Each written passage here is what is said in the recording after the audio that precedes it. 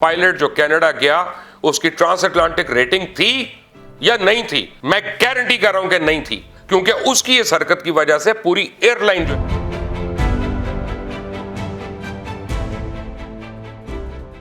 अस्सलाम वालेकुम, मेरा नाम मुबशर लुकमान है। मंडे जून 1 एंड रफली अराउंड 6 PM जिस वक्त ये मैसेज कर रहा हूँ, कल रात को ना मुझे कुछ मैसेजेस आए और सारे को 5-6 पायलट्स के आए थे और उसमें वो एक मुझे यूट्यूब का लिंक भेज रहे थे कि पेल्पाज आंसर टू मुबशर लुकमान, और वो एक को रिटायर्ड साहब थे, मुझे तो उनका नाम भी नहीं याद रहा, और वो बैठे हुए थे वहाँ पे और वो क्लेम कर रहे थे कि पहले मैं ATC में जॉब करता था एज एन ATC, फिर मैं PIA चला गया, फिर मैंने कैप्टन था और मैंने इतने जहाज़ उड़ाई और ये था, और ये मुबशर लुकमान ने गलत कहा, ये मुबशर लुकमान ने गलत कहा। वो जो मैं वीलॉग देख रहा था बाय द वे, वो सो कॉल्ड कप्तान साहब का, मैं तो उनको जानता नहीं, खुद कहते हैं मैं रिटायर हो चुका हूँ। वो कल से अभी तक मुझे 4-5 पायलट से तो भेजा, मैंने देखा जाके नीचे 52 व्यूज़ हुए हुए थे 18 घंटे के बाद। कप्तान, अफसोस की बात है कि आपकी अपनी फ्रेटर्निटी आपकी ना सुनना चाहती है ना देखना चाहती है। आपको अगर सुनवाना है अपने आप को, इस प्लेटफॉर्म पे आ जाए, ये चैनल आपके लिए अवेलेबल है। इस तरह की बातों से कुछ नहीं होगा।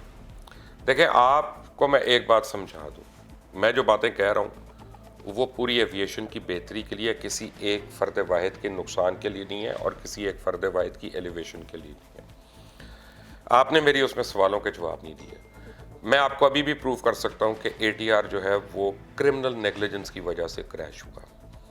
ये जब इंक्वायरी रिपोर्ट आएगी एयरबस की, तो ये तो एयरबस वाले बताएंगे और फिर बाद में वैसे ही पता चल जाएगा कि ये बेसिक नेग्लिजेंस थी या क्रिमिनल नेग्लिजेंस थी या कोई और फिज़िकल कोई चीज़ हुई थी, या हो सकता है कोई बर्ड हिट भी हो गई हो बीच में, हो सकता है कोई मशीन का प्रॉब्लम्स भी हो गए हो, मुझे नहीं पता। वो तो जब डिटेल रिपोर्ट आएगी और उसमें डिटेल्स पता चलेंगी, लेकिन जो पायलट एरर है वो हम सबको पता है और वो बड़ा क्लियर है और बड़ा एविडेंट है। सिविल, आपने कहा कि जी आप पहले ATC थे, उसके बाद आप PIA में आ गए, तो आपको दोनों का पता है। यही तो मैं रो रहा हूँ कि जो वट्टे सट्टे की शादियां, कभी कोई सिविल एविएशन में होता है वो PIA में आ जाता है, PIA वाला जो है वो सिविल एविएशन चला जाता है, और दोनों काम जो है वो अनचेक्ड रह जाते हैं। उधर भी दोस्त यार, इधर भी दोस्त यार, उधर बिरादरी, इधर भी बिरादरी, और जो चेक होना होता है या एवेल्यूएशन होनी होती है वो फिर दोस्ती यारी में हो रही होती है। आप एक नुक्ते को लेकर बैठे कि मैंने अगर कह दिया, एक मेटाफोरिकल स्टेटमेंट दी कि ट्रांस अटलांटिक फ्लाइट जो है तकरीबन 9.5 घंटे की लग गई, और भाई पहले ये तो पता कर लो मैं किस जहाज़ की बात कर रहा हूँ। हर जहाज़ की डिफरेंट एक स्पीड है, उसका एल्टीट्यूड डिफरेंट है। अगर आप गल्फ स्ट्रीम 650 पे जा रहे हो, 51,000 पे फ्लाई कर रहे हैं, तो उसकी डिफरेंट उसकी ETA होनी है। अगर आप कोई छोटा जहाज़ उड़ा रहे हैं, उसकी डिफरेंट ETA होनी है। आप सिंगल इंजन जा रहे हैं तो आप कहीं और से होते हुए जाएंगे, उसकी डिफरेंट ETA है। इन चक्रों में पड़ने की बजाय मुझे जवाब दें कि सिविल एविएशन में कौन सा आज तक DG है जिसने 2 साल पूरे किए हों? कौन आपकी यूनियंस का शिकार नहीं हो गया? कौन पेल्पा का शिकार नहीं हुआ? कौन खुद सिविल एविएशन की अपने अंदर की जो एम्प्लॉय राइटिंग है उसका शिकार नहीं हुआ? और स्वाय 2 के, बिल्कुल ठीक है।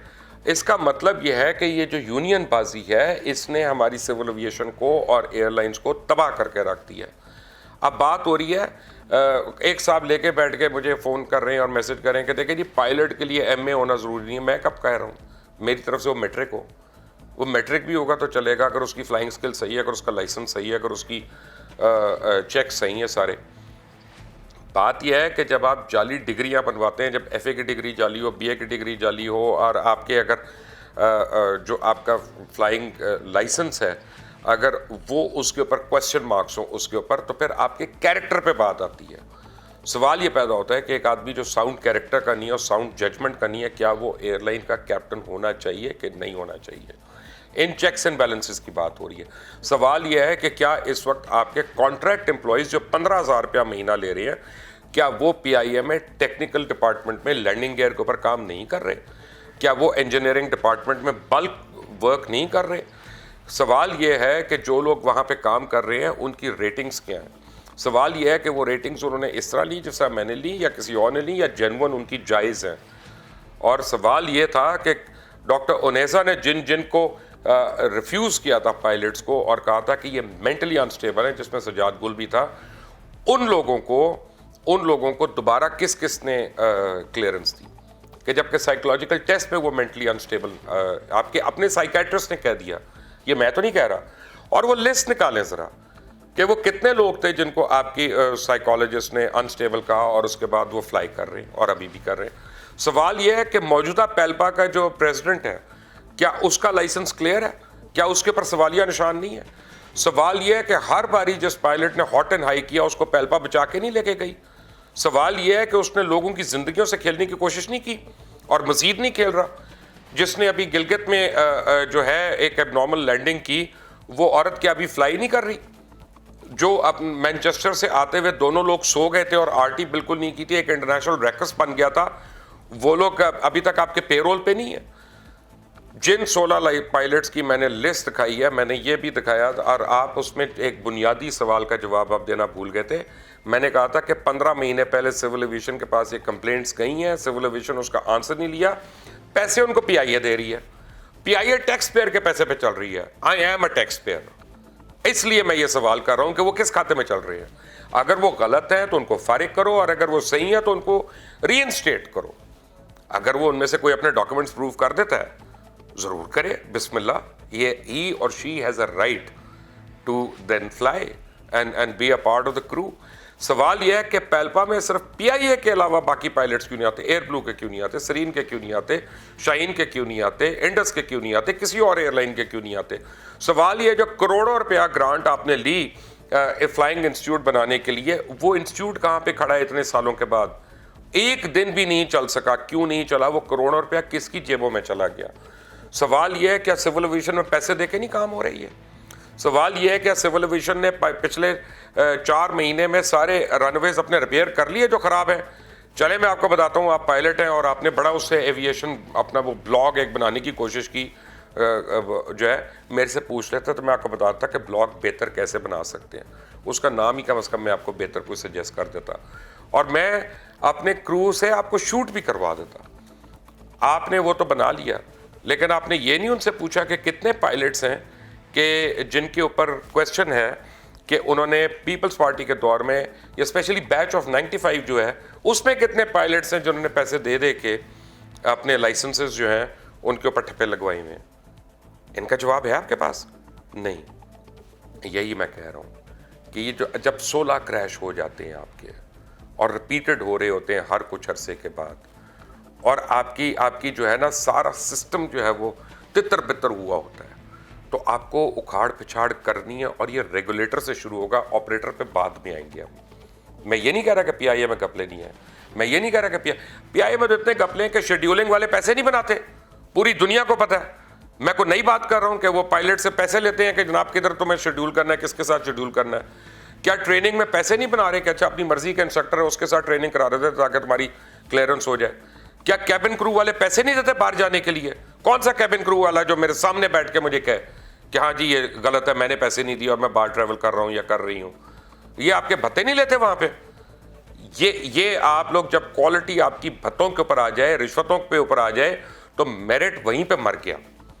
और अगर आपको जवाब देना है कप्तान साहब या पेल्पा को जवाब देना है, तो मेरा यूट्यूब चैनल वो आपके लिए हाजिर है। आपने जितनी बारी देना है आप दें उसमें।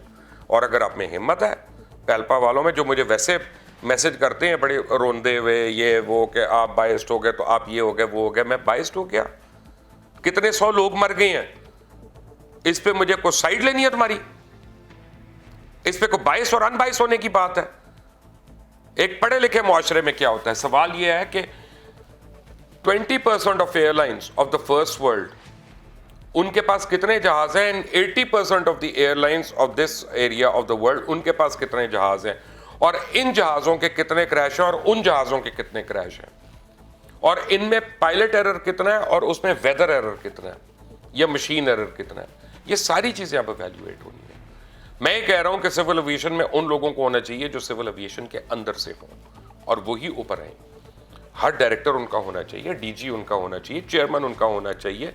जब सिविल एविएशन के लोग दबे रहते हैं और ऊपर से लोग इंपोर्ट होकर उसके ऊपर दूसरे आते रहते हैं, तो वो कभी फ्लरिश नहीं करती ऑर्गेनाइजेशन, और उसको लाने का ऊपर यही तरीका है। सवाल ये है कि पिछले कई साल से रनवे 36 राइट लाहौर का जो है इसको रिपेयर ही नहीं किया। कितने टायर फटते हैं जहाज़ों के यहाँ पे लैंड करते हुए, खड्डे पड़े हुए हैं उसमें। जाइए ज़रा लैंड करके देखें जाके, पेल्पा वालों को बड़ा शौक है। फिर मुझे बताएं कि वहाँ पे कितने बर्ड है और कितनी बर्ड हिट होती है, आपको टेक ऑफ पे कितनी होती है, लैंडिंग पे कितनी होती है। फिर मुझे बताएं कि मैं गलत कह रहा हूँ, और मुझे बताएं कि आपके जितने इंटरनेशनल एयरपोर्ट्स हैं, उनकी जो रनवेज हैं, जितनों की अप्रोचेस हैं, वो कितनी गलत हैं और कितनी अब जो है वो डेंजरस हो गई हैं। ये हाउसिंग सोसाइटियों की वजह से, ये गन की वजह से, कूड़े की वजह से, ये बर्ड्स की वजह से। फिर मुझे बताएं कि मैं गलत कह रहा हूं। मुझे बताएं कि अपना इस्लामाबाद एयरपोर्ट जो है उसका डिज़ाइन सही है, उसकी कंस्ट्रक्शन सही है, उसकी कॉम्पोजिशन जो है वो सही है। फिर मुझे जवाब दें आके।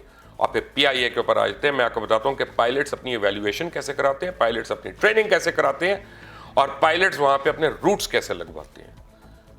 जिस दिन जिसको शक हो वो मेरे साथ बैठ जाए। अलग से आपको वीलॉग्स करने की ज़रूरत नहीं, क्योंकि आप रोज़ कर नहीं सकते, ये आपका काम नहीं है। तो जिस तरह मैं रोज़ फ्लाई नहीं कर सकता, मेरा काम नहीं है। मैं तो अगर करता हूँ कोई काम वो तो मैं शौकिया करता हूँ। मैं तो क्लेमेंट ही नहीं हूँ कि मैं आपकी जॉब की जगह पे मुझे जॉब चाहिए। मैं कप्तान बन के मैं 777 उड़ाऊँ या मैं ATR उड़ाऊँ, नहीं, मेरा वो शौक़ नहीं है। और सवाल तो ये है पेल्पा, पाकिस्तान एयरलाइन पायलट एसोसिएशन, मैं आपसे सवाल कर रहा हूँ कि मुझे अब जो है ना, कल से आपके पेल्पा के ऑफिस बेयरर्स वगैरह जो हैं, कैप्टन कासिम वगैरह और सारे जो है मुझे मैसेजेस कर रहे हैं, और कई और कप्तान भी कर रहे हैं, और वो मुझे कहते हैं कि जी हमें बोलना नहीं चाहिए इसके ऊपर। नहीं बोलते तो पहले दिन से आप क्यों बोल रहे हैं कि पायलट एरर नहीं है? आप कहते हैं इन्वेस्टिगेशन का इंतजार करो, खुद आप इन्वेस्टिगेशन के आप सोल्यूशन पहले दे रहे हैं। जब आप खुद पहल कर रहे हैं तो फिर आप मुझे किस तरह रोक सकते हैं? प्लीज, लेवल प्लेइंग ग्राउंड होगा, वही फील्ड होगी। यहां पे मैं हाजिर हूं, आए और मेरे सवालों का जवाब दें, मैं आपके सवालों का जवाब देता हूं। यह कोई टेक्निकल टेस्ट नहीं हो रहा, यह पाकिस्तानियों की जिंदगियां, उनको बचाने की बात हो रही है। अगर आपको इस पे एतराज है तो फिर पेल्पा को कोई हक नहीं है कि पाकिस्तान में किसी को भी रिप्रेजेंट करे। पहले सबसे ज्यादा जरूरी, पेल्पा से ज्यादा जरूरी सिटीजन्स ऑफ पाकिस्तान की जिंदगी है। मैं जो बात कर रहा हूं वो ये कर रहा हूं कि मजीद जानों को ज़ाया होने से हमने बचाना है। हमने PIA को, पाकिस्तान की जितनी एयरलाइंस हैं, उन सबको हमने इंटरनेशनल स्टैंडर्ड्स के ऊपर सेट करना है, और ये सब कुछ अचीव करने के लिए हमें जो अपनी रेगुलेटिंग अथॉरिटी है, पाकिस्तान सिविल एविएशन अथॉरिटी, उसको हमें स्ट्रीमलाइन करना है, और उसको हमें पूरी की पूरी हमारी जो एविएशन पॉलिसी है उसको नए सिरे से रिविजिट करना पड़ेगा, और उसको एविएशन फ्रेंडली बनाना पड़ेगा। 22 है 25 है, मुझे तो ये भी नहीं याद अब कि कितनी एयरलाइंस हैं जिन्होंने पाकिस्तान आना ही बंद कर दिया है। इसका कोई जवाबदेह है? कितनी एयरलाइंस हैं जिनके साथ आपने ओपन स्काई पॉलिसी की वजह से अपनी डोमेस्टिक एयरलाइंस को तबाह बर्बाद कर दिया? इसका कोई जवाब देगा? किस किस्म के जहाज हम लोग लीज पे लेते हैं, इसका कोई जवाब देगा? किस किस्म के, अब मुझे ये तो उन्होंने ट्रांस अटलांटिक फ्लाइट के वो ड्यूरेशन के ऊपर तो भाई साहब लगे रहे कि ये तो वो ये इस तरह की अंग्रेजी ना बोले मेरे से कि you come me go Pepsi 7 up thank you very much. ये बीच बीच में से चूने चाके ना निकालें। मुझे ये बताएं कि आप वो पायलट जो कनाडा गया उसकी ट्रांस अटलांटिक रेटिंग थी या नहीं थी? मैं गारंटी कर रहा हूं कि नहीं थी। झूठा फ्लाई किया उसने वहां पे। उस पायलट को ग्राउंड नहीं होना चाहिए, उस पायलट को अरेस्ट होना चाहिए, उसको बिहाइंड द बार्स होना चाहिए, क्योंकि उसकी इस हरकत की वजह से पूरी एयरलाइन जो है बैन हो सकती है बाहर। ऐसा नहीं हुआ। फिर मुझे बताएं कि मैं गलत कह रहा हूं, और फिर अपने जितने दिल करता है वीलॉग्स बनाएं। You are watching Mubashar Luqman YouTube channel. मेरा नाम मुबशर लुकमान है। अल्लाह हाफ़िज़।